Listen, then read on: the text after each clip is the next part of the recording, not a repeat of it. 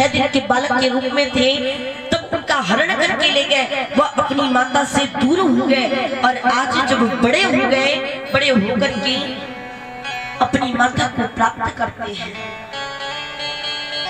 और जब वहां पर गए, द्वारिकापुरी में गए अपनी माता के पास में,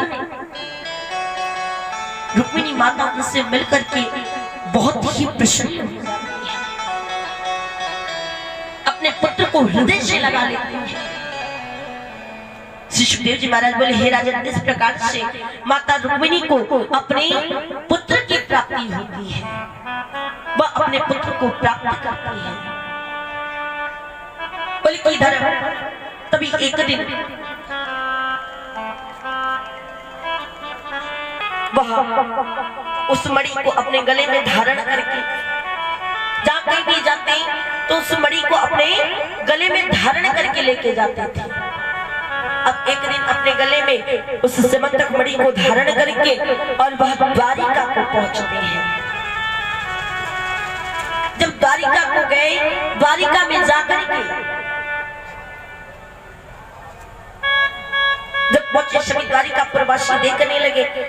द्वारिकापुरवासी कहने लगे कि मैंने आज तक इस ब्रज में, इस द्वारिकापुरी में बड़े बड़े ब्रह्मा जी को आते हुए देखा, भगवान भोलेनाथ को आते हुए देखा, देवराज इंद्र सभी देवी देवता आते थे, लेकिन आज तो स्वयं इस पृथ्वी लोक पर सूर्य देव आ गए हैं, क्योंकि वह उस समंतक मणि को धारण करके सूर्य देवता के समान चमक रहे थे।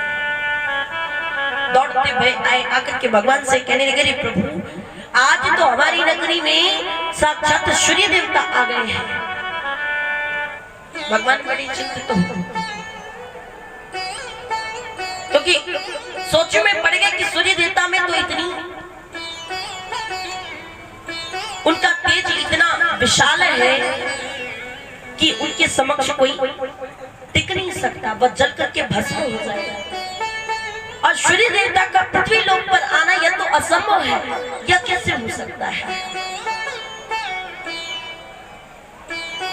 भगवान उद्धव जी महाराज से कहते हैं कि अरे उद्धव, जाओ जाकर के देख करके आओ। उद्धव जी महाराज आए और आकर के वह जब देखते हैं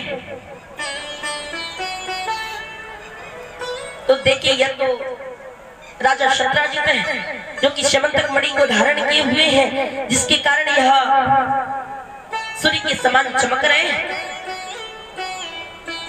आकर के भगवान से कहने लगे, राजा शतराजित को लेकर के आए, उनका बहुत ही सम्मान किया, उच्च आसन दिया बैठने के लिए, जल जल पानी कराया। सभी द्वारिका प्रवासियों से कहने लगे, यह कोई सूर्य देवता नहीं है, यह तो राजा शतराजित है जो कि समंतक मणि को गले में धारण कर लिया तो सूर्य देवता के समान चमक रहे हैं।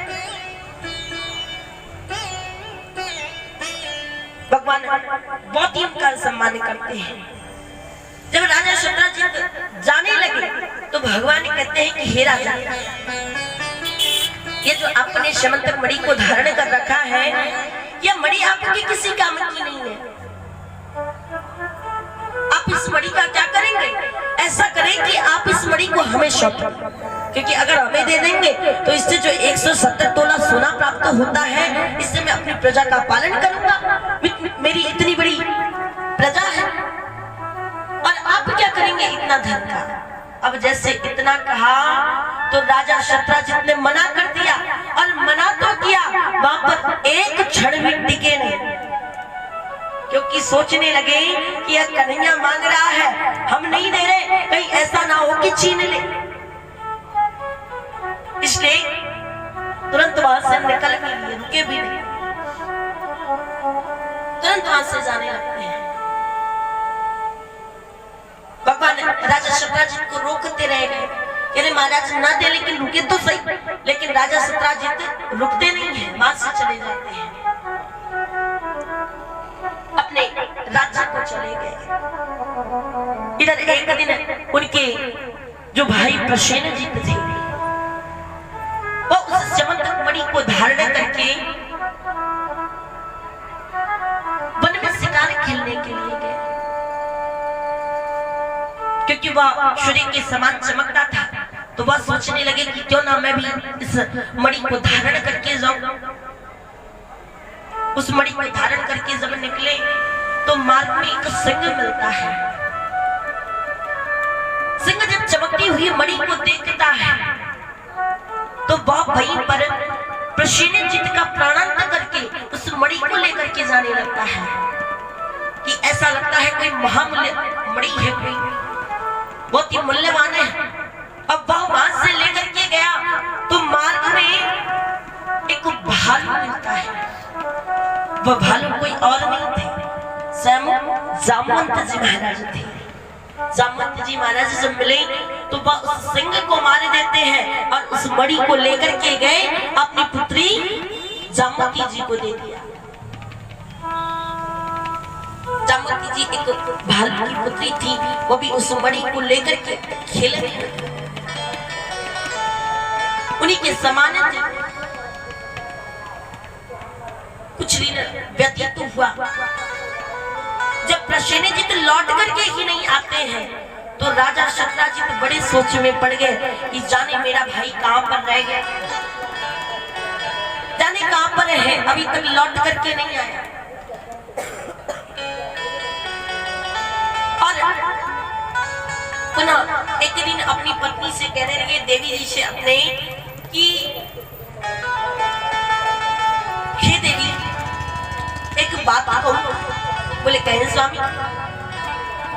बोले लेकिन देखो तुम किसी से कहना नहीं, क्योंकि ऐसा मुझे लगता है, मैं कंफर्म नहीं हूं, ऐसा मुझे लगता है कि जो द्वारिकाधीश भगवान श्री कृष्ण है उन्होंने मुझसे समंतक मणि को मांगा था, लेकिन मैंने उन्हें मना कर दिया और इसी कारण से मुझे लगता है कि द्वारिकाधीश भगवान श्री कृष्ण मेरे भाई प्रसेनजीत का प्राणांत करके उस समंतक मणि को चुरा लिया है, मुझे ऐसा लगता है। लेकिन देखो मुझे सच तो पता है ना, इसलिए देखो कि तुम किसी से कहना नहीं, ये तो बस मुझे ऐसा लगता है कि ऐसा ही हुआ है।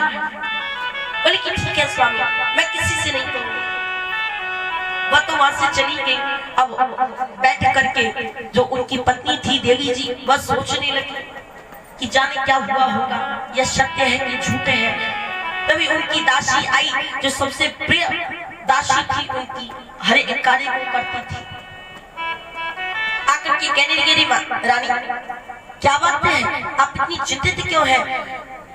तो वही बात अपनी दासी से कहती है। बोले देखो मेरे पति को ऐसा लगता है कि द्वारिकाधीश भगवान श्री कृष्ण ने प्रसेन को प्राणांत करके उन्होंने समंतक मणि को चुरा लिया है। बोले लेकिन तुम किसी से कहना है।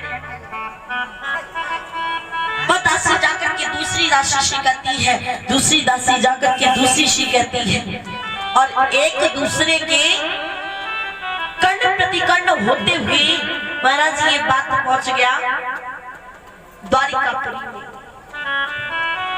और द्वारिकापुरी में जब पहुंचा, भगवान द्वारिकाधीश के पास में पहुंचा। जब द्वारिका में सभी लोग सुने तो सभी कहने लगे ये कन्हैया ने अच्छा नहीं किया। अरे बचपन की बात बचपन की थी, बचपन में मांगने की चोरी करता था तो क्या अभी भी चोरी करेगा? अगर मांगने से नहीं मिला तो क्या हुआ, लेकिन उसे चोरी नहीं करना चाहिए था। ये बहुत ही गलत है। द्वारिकापुरी में सभी यही चर्चा कर रहे हैं। अब कन्हैया सुनते हैं, कन्हैया दाऊ भैया से कहने लगे, दाऊ भैया मेरे ऊपर तो इतना बड़ा कलंक लग गया है। इस प्रकार से सभी प्रजावासी कह रहे हैं। शतराजित को भी यह बात पता चली कि यह बात तो द्वारिकाधीश भगवान श्री कृष्ण के पास पहुंच गई है, उनके भी पूरे नगर में यह बात फैल गई। इसीलिए कहते हैं कि चाहे पत्नी कितनी प्यारी हो, कोई राज बताना ना चाहिए हो, लेकिन कोई राज नहीं बताना चाहिए, क्योंकि किसी की नहीं। कुछ स्त्रियां ऐसी होती हैं कि जिनके पेट में कोई बात पचती नहीं है, लेकिन यहाँ पर भी हमारी माताएं बहनें हैं, इसलिए अपने ऊपर मत कीजिएगा। वो तो कुछ दूसरी स्त्रियां होती हैं जिनके पेट में बात ही नहीं पचता और कहते हैं कि भाई चाहे कितना बैरी हो लेकिन कभी उससे कुछ छिपाना नहीं चाहिए। इस प्रकार से इधर भगवान सोचने लगे कि अब करें क्या, इतना बड़ा तो कलंक लग गया है, अब इस कलंक को कैसे मिटाएं। तो भगवान ने दाऊ भैया से कहा, दाऊ भैया अब मैं स्वयं जाकर के यह देख करके आता हूँ कि प्रसेनजित कहाँ पर है, मैं अपने ऊपर से इस कलंक को मिटा करके ही रहूंगा। भगवान ने दाऊ भैया भगवान के साथ में अक्रूर जी महाराज को भेजते हैं कि हे अक्रूर जाओ, जाकर के कन्हैया की रक्षा करना। लेकर के जब मार्ग में जाकर के वनों में जंगलों में ढूंढने लगे तो मार्ग में देखते हैं कि प्रसेनजित का मृत शरीर पड़ा हुआ है और उनके मृत शरीर के ऊपर सिंह के पंजों के निशान है। अब वहां से आगे बढ़े तो वहां से आगे बढ़ करके देखा कि सिंह का भी मृत शरीर पड़ा है और उसके ऊपर एक भालू के पंजों के चिन्ह है। और जब वहां से आगे बढ़े तो देखते हैं कि एक छोटी सी गुफा है। अक्रूर जी महाराज से कहा कि हे अक्रूर जी, हे काका जी, आप ऐसा करें, आप यहीं ठहरे, मैं इस गुफा के भीतर जाकर के देख करके आता हूँ कि क्या है। बोले लेकिन आप 12 दिन तक मेरी प्रतीक्षा करिएगा, अगर मैं लौट करके, अगर उसके पहले लौट करके चला आया तो ठीक है, लेकिन अगर मैं लौट करके नहीं आया तो फिर आप यहाँ से पुनः लौट जाना, मैं स्वयं ही चला